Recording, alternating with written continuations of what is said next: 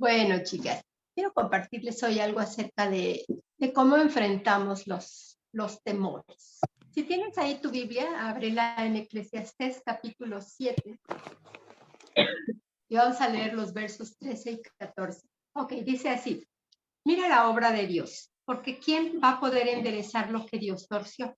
En el tiempo de bien, disfrútalo, y en el día de la adversidad, piensa, considera, porque Dios hizo las dos cosas con el propósito de que solo lo encuentres a Él. Otra versión, el verso 13 dice: fíjate cómo hace Dios las cosas, porque nadie va a poder cambiar, torcer lo que Dios hace. Pon una hojita, tu dedito a la porción, y el pueblo de Israel toma posesión de la tierra de Canaán, se establecen en las ciudades alrededor de Canaán y dentro de Canaán. Es con el que Dios gobierna a Israel a través de jueces, y uno de estos jueces se llamaba Gedeón. Cuando el pueblo de Israel ya no tiene a Moisés y a Josué y todos los ancianos de esa generación, dice que se levantó otra generación que no conocía a Dios. Interesante, ¿no? Impresionante, impactante, porque cómo es que de una generación a otra, de padres a hijos, no conocían a Dios. Los padres habían visto las maravillas de Dios, habían visto cómo Dios los sacó de Egipto, habían visto muchos milagros en el desierto, pero sus hijos no fueron enseñados a conocer a Dios. Qué impresionante. Y entonces vez tras vez Dios los entrega a diferentes naciones y ellos pasan años sufriendo. En esta ocasión, hablando de Gedeón, estaban siendo por años sometidos por los madianitas. Y pasa algo muy interesante, déjame leértelo. Estoy en el capítulo 6 de Jueces. En el versículo 12, sigue con tu vista o escucha. Dice que estaba Gedeón sacudiendo el trigo y pues en las labores que él tenía cotidianamente. Dice: y el ángel de Jehová se le apareció y le dijo: Jehová está contigo, varón esforzado y valiente. Y mira la respuesta de Gedeón. Si yo veo un ángel, híjole, creo que me quedo muda, me desmayo, no sé, me asusto, me impresiona. Pero la respuesta de Gedeón fue: ay, Señor, si Jehová está con nosotros, ¿por qué nos está pasando todo esto? ¿Dónde están todas sus maravillas que nuestros padres nos han contado? Ahora Dios nos ha desamparado y nos ha entregado en manos de los madianitas. Dice: y mirándole el ángel le dijo: ve con esta tu fuerza y salvarás a Israel de la mano de los madianitas. Yo te envío. Y le vuelve a contestar Gedeón: ay, Señor mío, ¿con qué voy a salvar yo a Israel? Mi familia es pobre, la más pequeña de mi casa, de la casa de mis padres. Yo soy nada. Y le vuelve a decir el Señor: yo voy a estar contigo y tú vas a derrotar a los madianitas. Después Gedeón, está muy largo el capítulo, no lo vamos a leer todo, pero te sugiero que lo leas después tú. Gedeón después le pide al Señor como señal un vellón, que la mayoría conocemos esta historia, y primero le dice: bueno, que el vellón esté mojado no, al revés, que el vellón esté seco y el suelo mojado. Y al otro día le dice: no te enojes, Señor, pero ahora que sea al revés. Y Dios se lo concede. Finalmente, Gedeón derrota a los madianitas con 300 hombres. El ejército de los madianitas eran miles y miles y miles y miles. Y él reunió 22,000 soldados de Israel. Y Dios le dijo: son muchos. Si llevas tanta gente, entonces Israel va a decir: por mi fuerza somos salvos. Y quiero mostrarles que soy yo quien los salva. Y entonces Gedeón les dice: el que tenga miedo, regrese hacia su casa. Y se regresan casi todos. Después, el Señor le dice: mira, llévalos a tomar agua, y fíjate, los que se inclinen a tomar agua con una mano y los que con las dos manos totalmente se agachan al agua. Y regresan a los que se agachan con las dos manos a tomar agua, y se queda con 300 hombres. Con estos 300 hombres Dios derrota un ejército inmenso. Pero mira, quiero veamos un poquito nuestro panorama. De pronto vemos historias grandiosas, vemos hombres de fe que impactaron, que hicieron grandes milagros en el nombre del Señor. Y pensamos, ay, qué bárbaros los de Israel, viendo tantos milagros y señales y maravillas de Dios. De todas maneras eran rebeldes, idólatras, quejumbrosos. Y podríamos pensar en Moisés también cuando fue llamado, ¿no?, por el Señor en la zarza. Cuando el Señor le dice, ve a Egipto y saca a mi pueblo de ahí. Señor, pero yo ¿cómo? Yo voy contigo. Pero Señor, ¿quién les digo que me manda? Diles que yo te envío. Pero Señor, yo no sé hablar. Y se pone a darle todos los pretextos, ¿no? Y pudiéramos pensar también en un Elías que después de haber derrotado y matado a 400 sacerdotes de Baal, termina escondido en una cueva donde Dios lo confronta y le dice, Elías, ¿qué estás haciendo aquí? Señor, es que me buscan para matarme. No ha quedado nadie de tus profetas, solo yo he quedado. ¿Te suena familiar? Decía, no recuerdo si el domingo pasado o hace 15 días, decía Eliud en la predicación, las pruebas son necesarias para madurar, pero con frecuencia tomamos el papel de víctima más que de victoriosos. Hemos leído, enseñado que somos más que vencedores en Cristo, pero lo cierto es que cuando tenemos que ser confrontados a través de adversidad, nos cuesta, de verdad nos cuesta. Me voy a regresar un poquito al libro de Eclesiastés. Versículo 13 dice, fíjate cómo hace Dios las cosas. ¿Quién va a poder enderezar lo que Él torció? ¿Vas a poder tú cambiar tus circunstancias si Dios así lo permite? Si Dios te hace pasar por adversidad. ¿Tienes buenos tiempos? Bendito sea Dios, disfrútalos. Alégrate, pero van a llegar también tiempos de adversidad. Ay, déjame platicarte así a grosso modo lo que he vivido los últimos 8 meses, desde octubre. En octubre comencé de pronto un día así, sin razón aparente, a vomitar, a vomitar, a vomitar, a vomitar. Pasó octubre, pasó noviembre y pasó diciembre y mi sistema digestivo comenzó a deteriorarse.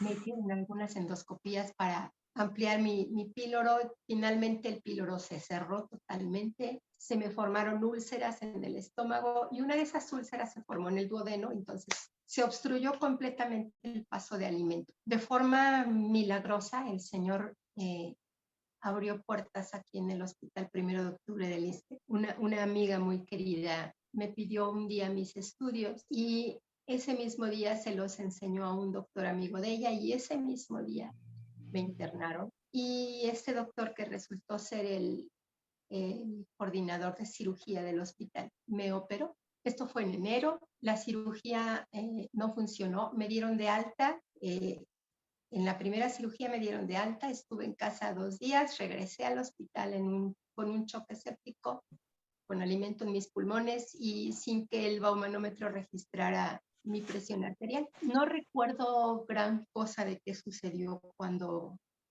llegamos al hospital. Yo ya iba muy mal. La verdad es que literal me iba muriendo. Me mandaron a terapia intensiva y por la misericordia de Dios me estabilizaron y me tuvieron.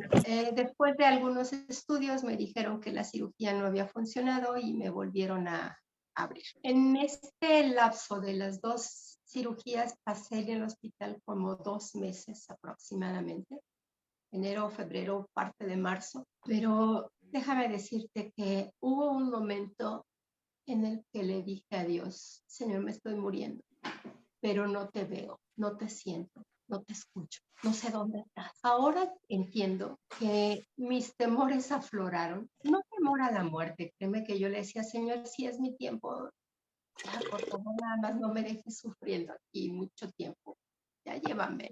Pero me daba mucho temor no sentir a Dios, no escuchar, porque no quería sentirme desamparada, no quería sentirme sola.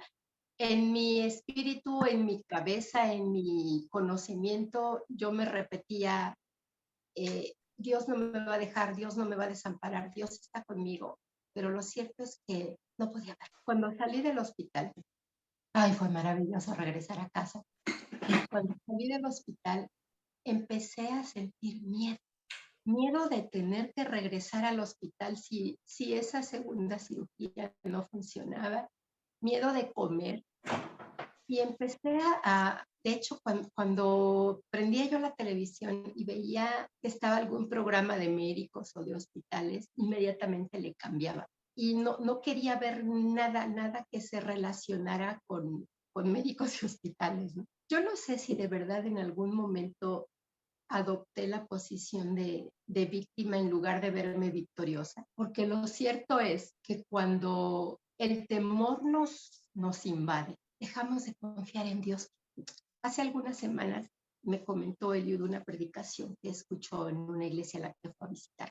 Y este pastor decía, a Dios no le interesa, perdón, al diablo no le interesa que tú dejes de ser cristiano, que te lleva al infierno. Al diablo le interesa como cristiano que dejes de confiar en Dios y que dejes de confiar en. Si dejamos de confiar en Dios, entonces el mundo se nos viene encima y empezamos solo a ver las circunstancias. Y así como leíamos un poco ahorita acerca de la historia de Gedeón, poniendo todos los pretextos que él podía y solo viéndose a sí mismo, pudiéramos recordar varias historias, ¿no? Está un Pedro, digo, caminando sobre el mar, viendo a Jesús y de pronto volteando y viendo el agua y pensando esto no es normal y viendo la tempestad comenzó a hundirse. Pero mira, tú y yo no somos diferentes, pero necesitamos sentarnos un poco y pensar qué cosas están bajo mi control y qué cosas son mi responsabilidad, porque es un hecho que angustiándome no voy a solucionar nada. Pero mírate, y me miro yo, cuando enfrentamos alguna prueba, a pesar de que sabemos como hijas de Dios que son necesarias para madurar, cuando enfrentamos una prueba, lo primero que veo es lo que está bajo mi control, lo que yo puedo hacer, y dejo de ver a Dios. Creo que este pastor tenía mucha razón al decir, cuando el diablo hace que tú dejes de confiar en Dios, entonces Él está ganando. Y se nos olvida que necesitamos ponernos esa armadura que Dios diseñó para nosotras, tener nuestra salvación, entre otras. Pero fácilmente dejamos de ver al Señor para vernos solamente a nosotras mismas. ¿Qué debo hacer o dejar? Ir confiando en Dios. Y esto se llama perseverancia. Pero la perseverancia es una elección, una decisión. Seguir confiando en Dios pese a las pruebas, pese a la adversidad.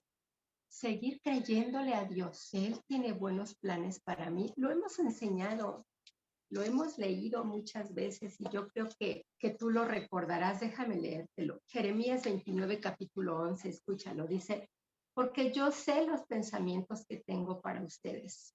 Pensamientos de paz, no de mal, para darles el fin que esperan. Entonces me invocarán, me llamarán y vendrán y orarán a mí y yo los escucharé. Y me buscarán y me van a encontrar porque me van a buscar de todo su corazón. Dime si no, cuando estamos en la adversidad buscamos a Dios con toda nuestra alma, de rodillas, ayunando, porque la necesidad se hace muy grande, mucho más grande cuando estamos en adversidad. Cuando las cosas están bien, la verdad es que no buscamos a Dios de la misma manera. Haber pasado este tiempo, lo sigo pasando. Sigo batallando con la cirugía, sigo batallando con algunas complicaciones, con el peso, bajé 18 kilos en este tiempo. Pero retomé el buscar a Dios. ¿Sabes qué? Me cambió la perspectiva de vida. Haber sentido que me estaba muriendo me hizo ver la vida diferente. No tenía miedo de ir, pero el hecho de que Dios me haya dejado quedarme, el hecho de que Dios me haya regalado un tiempo más, no sé cuánto, el que sea es un plus. Cuando estaba en el hospital la primera vez, en la primera cirugía, mi cama estaba pegada a una ventana y yo veía un árbol muy frondoso abajo. Yo estaba en el 7º piso y este árbol era de verdad muy frondoso. Y un día me recargué en la ventana y empecé a decir, Señor, yo me siento estéril, me estoy secando, vivo en mi recámara, no tengo mucha oportunidad de salir, de compartir como lo hacía antes. Y de broma le decía a una hermana, ¿no? Ya ni a retiros me invitan porque pues ya no puedo viajar, ya no puedo ir. Pero viendo este árbol empecé a escuchar la voz de Dios. Empecé a escuchar que me decía, no eres estéril, así como ese árbol es tan frondoso, así has sembrado. Y créeme que todo ese tiempo que yo estuve en el hospital, el ver que muchas de mis hermanas, de mis amigas, mis hermanas en carne, mis hermanas de la iglesia, pasaban las noches conmigo cuidando. Híjole, fue ver el amor de Dios inmensamente a través de él. Comenzamos a recibir mensajes y llamadas de muchas iglesias de diferentes países y yo no podía creer que tanta gente estuviera orando por mí. Y entonces el Señor me decía, ¿ves cómo no eres estéril? ¿Ves cómo sí has sembrado? Que Dios me haya dejado operar me ha hecho ver las cosas diferentes, la vida diferente, mi relación con Dios diferente. Si te soy muy honesta, esas veces que yo me sentía desamparada, Dios volvió a mostrarme que no estaba sola. Y entonces la decisión de perseverar, la decisión de verme como victoriosa y no como víctima, de verdad cambió mi perspectiva de vida. Sé que lo que Dios me deje hacer ahora, el tiempo que Dios me deje en esta vida, no puede ser igual. Tenemos una esperanza viva y es que después de esta vida tenemos la eternidad con el Señor. Eso debe animarnos, fortalecernos, arraigarnos en nuestra relación con Dios, pensando, sabiendo que el Espíritu de Dios está sobre toda circunstancia, que verdaderamente Él está en control de todo y que angustiándonos no va a hacer que las cosas sean diferentes, no va a hacer que las cosas sean como yo quiero que sean. Cuando leemos que Dios tiene pensamientos de bien y no de mal, pensamos en lo que nosotros consideramos que es el bien. Y entonces cuando Dios nos prueba, decimos, oye, espérate, ¿qué pasó? Si yo soy tu hija, ¿por qué me haces esto? ¿Por qué tengo que sufrir? A nadie le gusta sufrir, pero en lugar de ver el para qué, de mi boca sale un reclamo de por qué. ¿Por qué a mí? Que le pase a alguien más, a mí no. Y a lo mejor no me regocijo en la prueba, pero sí me puedo regocijar pensando en el resultado de la prueba. Voy a ser una mujer más madura, una mujer con una relación con Dios más fuerte, que pueda compartir con otras de primera mano quién es mi Dios. Cuando Dios dice que tiene para nosotros pensamientos de bien, puede inferir que pasemos pruebas. Y créeme, son sus pensamientos de bien, porque después de la prueba podremos ver la victoria que Dios nos da. Y entonces podremos entender que Dios lo hace para que tengamos el fin que esperamos. ¿Has orado pidiéndole a Dios que te haga una mujer de fe, una mujer fuerte? Híjole, querida amiga, pues déjame decirte que eso implica que seas probada. No se madura sin problemas. Las pruebas son necesarias para madurar. Necesarias.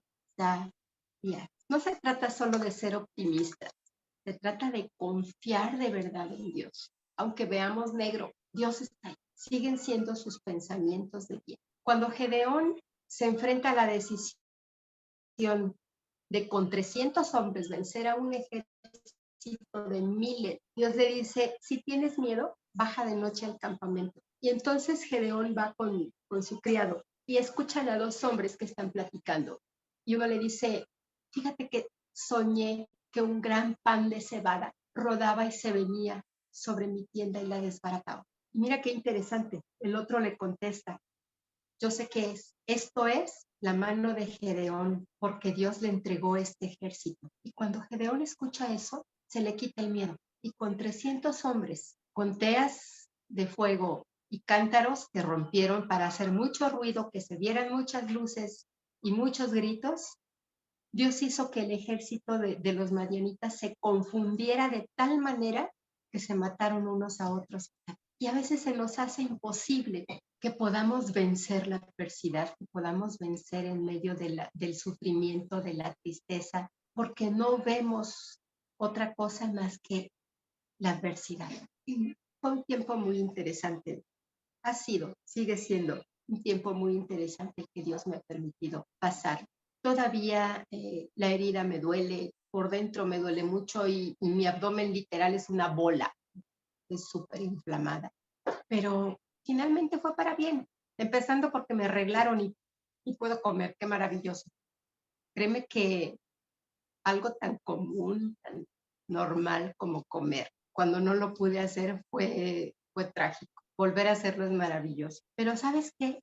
Todo eso todo lo que sentí, todo lo que sufrí físicamente, todo lo que sigo batallando para terminar de salir de esta situación. No sé cuánto tiempo me falte. El cirujano dice que un promedio de 1 año, no lo sé. Pero todo esto me ha regresado de alguna manera a tener esa actitud de seguir confiando en Dios, esa decisión de seguir confiando en Dios. Y por último, déjame leerte un versículo que seguramente has escuchado, se los he comentado en algunas otras ocasiones. En el Salmo 32, el versículo 8 dice, te voy a hacer entender, te voy a enseñar por dónde debes andar y voy a poner mis ojos sobre ti. Esta es una promesa que todo este tiempo me ha mantenido decidiendo confiar en Dios. El hecho de que Dios mantenga sus ojos sobre mí implica que en ningún momento me va a desamparar. Y tú y yo podemos confiar en eso. Sobre ti pondré mis ojos y te voy a hacer entender y te voy a enseñar cómo.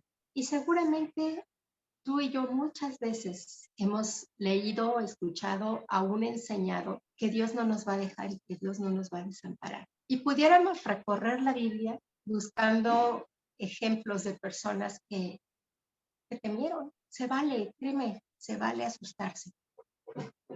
Lo que no se vale es quedarse ahí. Si nos quedamos en el temor nos paraliza. Ayer leí una frase que me gustó.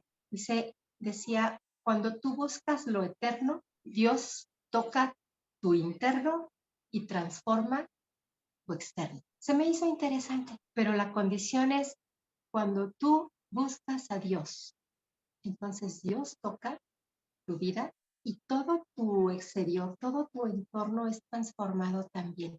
Pero si en la adversidad no buscamos a Dios, solo vamos a encontrar nuestros temores, solo vamos a encontrarnos a nosotras mismas con nuestros propios recursos, con nuestras propias fuerzas y finalmente el ánimo se acaba, las fuerzas se acaban, los recursos no alcanzan. Lo único que siempre va a ser suficiente es Dios. Muchas veces, muchas noches en el hospital, me repetía a mí misma el Salmo 91 y le decía, Señor, eres mi fortaleza, eres mi refugio, eres mi escudo, porque mis fuerzas, créeme, eran nulas. Jamás en mi vida me había sentido tan débil, tan cansada, que no pudiera ni moverme. Pero cuando Dios nos deja llegar a un extremo en el que nuestras fuerzas no alcanzan, nos hace ver que sus fuerzas son más que suficientes. Hoy temprano les mandé un versículo que está en Isaías que dice que los que confían en el Señor tendrán nuevas fuerzas. Espero que lo hayas leído. Nuevas fuerzas. Si ya no tienes fuerzas en alguna situación, Dios es suficiente. Toda la fuerza que necesites está en Él. Y lo acompañé con una frase que decía, aprendí a volar y Dios quiere que veamos que en Él podemos tener de verdad lo suficiente. Mira, el diablo puede hacer circo, maroma y teatro para intentar derribarnos, para intentar que dejemos de confiar en Dios. Y aún las pruebas que Dios nos permita pasar, las va a querer usar.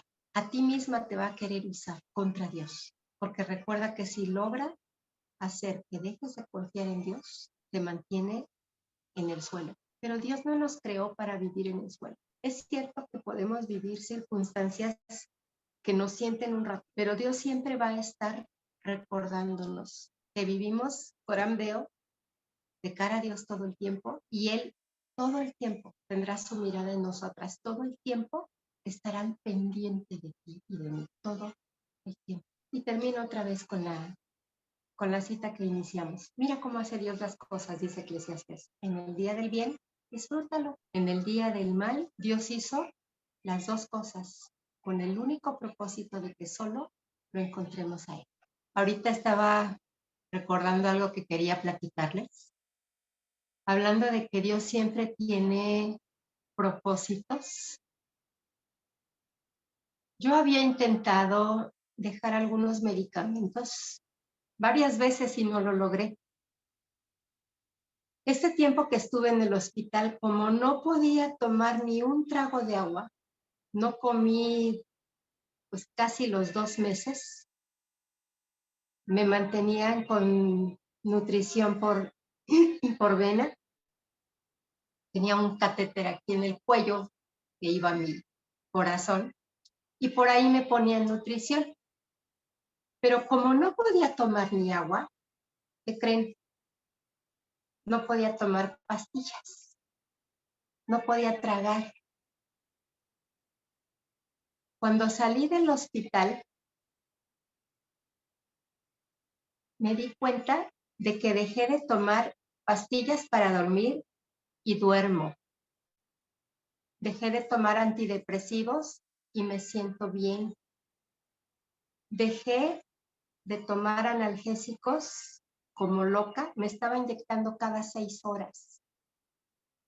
Ahorita tomo un solo analgésico cada 12 horas y es suficiente para la fibromialgia y para la cirugía.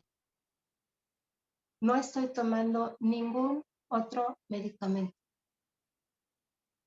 Dios me depuró en ese tiempo. Me desintoxicó de tanta medicina. No la estoy tomando y eso es maravilloso. Tan solo eso, créanme, vale la pena que Dios me haya dejado tanto tiempo sin comer. Si me pude desintoxicar y dejar de tomar tanto medicamento. Dios es bueno. Y sus propósitos siempre son grandiosos. Quería platicárselos, chismeárselos. Bien dices, cuando solté, vino la paz. Lo cierto es que mientras no soltamos las cosas en las manos de Dios, no tenemos paz, tenemos angustia, tenemos temor, pero no paz. Así es que sí, de verdad, hay que soltarlo en las manos de Dios, lo que sea que nos esté causando angustia o temor. Cada quien enfrentamos nuestras batallas, todas diferentes, pero el Señor sabe lo que cada una necesitamos para aprender. Y es cierto, no hay pequeñas o grandes batallas en este. Señor, gracias. Gracias por ser nuestro Dios. Gracias por hacernos tus hijas. Gracias porque en todo tiempo tus ojos están sobre nosotras, porque en todo tiempo tú estás al pendiente de nuestra vida y no hay nada sin nada que salga de tu absoluto control. Gracias porque de verdad podemos vernos en Cristo como victoriosos, porque aunque las cosas no estén en mi completo control, en el tuyo sí. Recuérdanos, Señor, que debemos perseverar en ti, que tú quieres que decidamos perseverar en ti, porque no tenemos a dónde más ir. Tú eres nuestra esperanza. Solamente tú eres nuestra fortaleza. Eres el oxígeno de nuestra alma. Gracias porque tu Espíritu Santo todo el tiempo está con nosotras sobre toda circunstancia y siempre, siempre tendrás propósitos, buenos propósitos, pensamientos de bien para cada una de nosotras. Y gracias porque si bien es cierto que las pruebas no son fáciles y nos hacen muchas veces sufrir, el resultado, Señor, siempre será bueno por esos pensamientos de bien que tú tienes para nosotros. Gracias porque donde nuestra fuerza se acaba, la tuya no. Tú eres inmensamente, eternamente nuestra fuerza. Muchas gracias, Señor, por recordarnos las veces que sea necesario. A lo mejor hemos platicado estos versículos muchas veces, pero gracias por recordarnos todas las veces que haga falta que tú eres nuestro Padre, que tú eres todo lo que nuestra alma necesita, que en ti podemos tener plenitud y que nuestra viva esperanza es que después de esta vida estaremos contigo por toda la eternidad. Muchas gracias, Señor, en el nombre de Jesús. Amén.